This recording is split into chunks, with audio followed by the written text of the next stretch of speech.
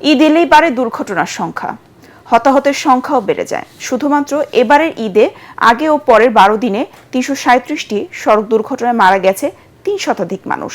পরিসংখ্যান বলছে দেশের সড়ক দুর্ঘটনায় প্রতি বছর 5,000-এর বেশি মানুষ মারা যায়, যেখানে আর্থিক ক্ষয়ক্ষতির পরিমাণ বছরে প্রায় 5,000 কোটি টাকা, যা জিডিপির 2 ভাগ। বিশেষজ্ঞরা বলছেন সরকার ও নিয়ন্ত্রণ সংস্থার উদাসীনতায় বাড়ছে মৃত্যুর মিছিল। তরিক ইসলামের রিপোর্ট।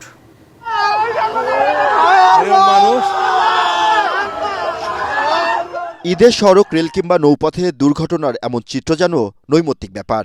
এবারের ঈদযাত্রায় কুমিল্লায় বাস ট্রেনের সংঘর্ষ এবং পাটুরিয়ায় বাস নদীতে পড়ে মানুষের মর্মান্তিক মৃত্যুর ঘটনা ঘটেছে। ঈদের আনন্দ মুহূর্তেই পরিণত হয় বিষাদে। প্রতিটি দুর্ঘটনার পর গঠিত হয় তদন্ত কমিটি, অথচ বন্ধ হয় না মৃত্যুর মিছিল। রোড সেফটি ফাউন্ডেশন বলছে সরকার ও নিয়ন্ত্রক সংস্থার উদাসীনতায় বাড়ছে দুর্ঘটনার সংখ্যা।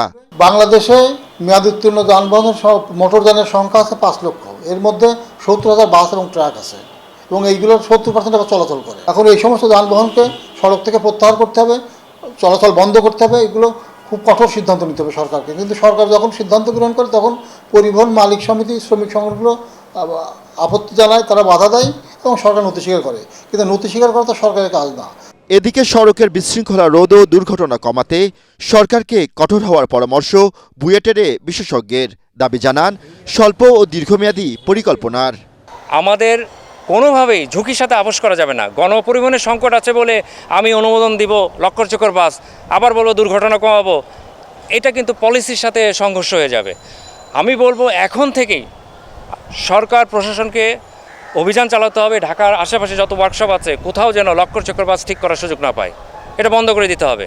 সমস্ত বিনিয়োগ আপনি ঢাকায় করেছেন, সমস্ত মানুষ ঢাকায় নিয়ে আসছেন, ঢাকা ভারাক্রান্ত, মানুষ দ্বারা ভারাক্রান্ত, অবকাঠামো দ্বারা ভারাক্রান্ত। Enough is enough. বিআরটিএর তথ্য মতে সড়ক দুর্ঘটনায় প্রতি বছর মারা যায় 23,000-এর বেশি মানুষ। 2014 থেকে 2025 সালের সেপ্টেম্বর পর্যন্ত নিহত হয়েছে প্রায় 70,000 মানুষ, আহত হয়েছে অন্তত 1.25 লাখ। এসব দুর্ঘটনার প্রায় 40%ই মোটরসাইকেল দুর্ঘটনা। তরিক ইসলাম, এটিএন বাংলা, ঢাকা।